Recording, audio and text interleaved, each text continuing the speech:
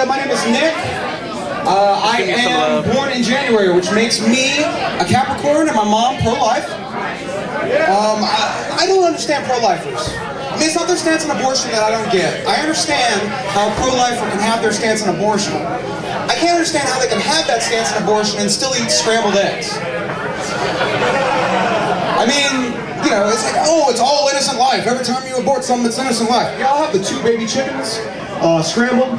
Oh, it's a double yolk. How cute. You know, I was doing a friend of mine a favor the other day. His car broke down. I decided to help him out. Last time I ever help out a friend again. Tries to make it up to me. Buys me a box of Krispy Kreme donuts. Figure, you know, nice gesture. Ruin the entire thing by saying, oh, it's the least that I can do.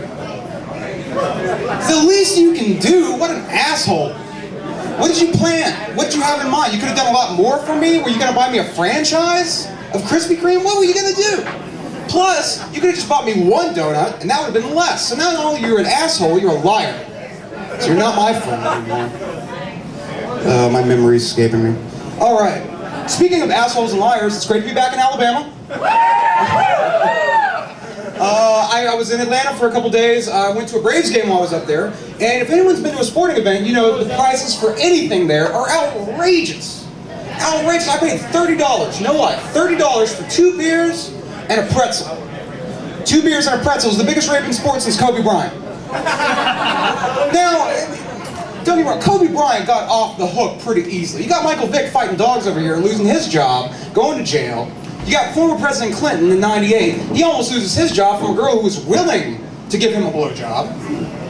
And then you have Kobe Bryant, who forces himself upon someone sexually in Colorado. What does he do in the next year? Eliminating the Denver Nuggets.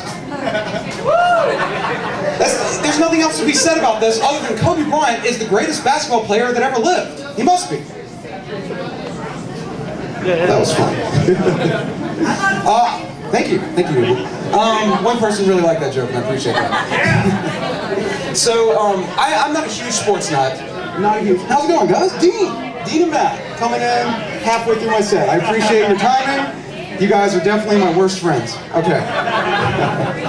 So I do like going out. I do like going to sporting events. I don't keep up with sports, but one of my favorite sporting event festivities, I don't know if you guys love this as much as I do, the t-shirt can. Who loves the t-shirt can? 4 out of 1,000 people love the t-shirt can. That's great. Okay, I'm glad I'm relatable to you guys. So I was at a game the other day, and I really wanted a t-shirt from the t-shirt can so bad. I sit in my seat, I'm waiting until halftime, I'm anticipating it so much. They come out, the cheerleaders come out, and the lady with the t-shirt can comes out. And I'm like, here, give me a t-shirt, I want a t-shirt from the can!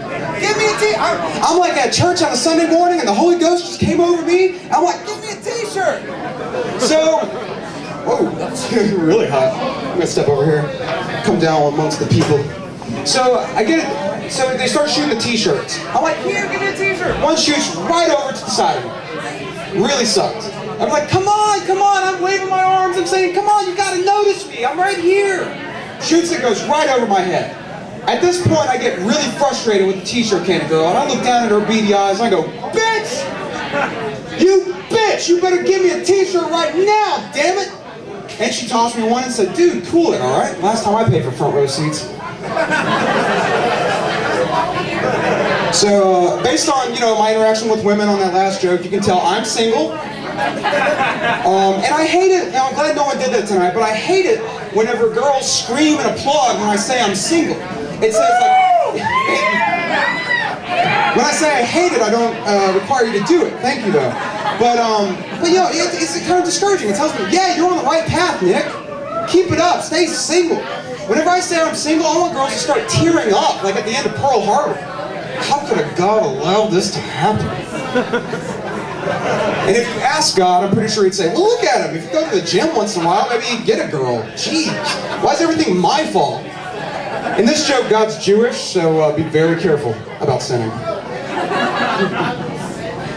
Okay. Like I said, my dating life is kind of a disaster, but at least it's an American disaster. It's one of the disasters where everyone says, oh, what a shame, but no one wants to do anything about it. And, I'm holding a special concert for myself to try and get myself a girlfriend. I mean, obviously, it was the least that I could do.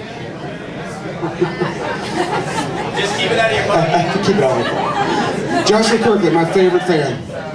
Alrighty, guys, and when you're single, you gotta take care of some needs yourself. I can admit that. And after a while of being single, you have to take care of your needs in very creative ways. Someone once recommended the European style for me. This guy I can tell knows the European style. So, recommended the European style for me, and that was cool and everything, but someone else recommended me the stranger. Okay, if you don't know what the stranger is whenever you take care of your business after you sit on your hand, cutting off circulation. So where it feels like someone else is giving you the action. I admit I tried it. And it was going good for like a minute until I noticed my hand was kind of chappy and rough. My nails were kind of out of proportion. I got hairy knuckles. No one told me the stranger was a dude. Believe me, I ended that as soon as I found out because that was the least I could do. Thank you guys so much for listening to me. I appreciate it. Welcoming the governor. Who's going to take it from here? Build upon my left.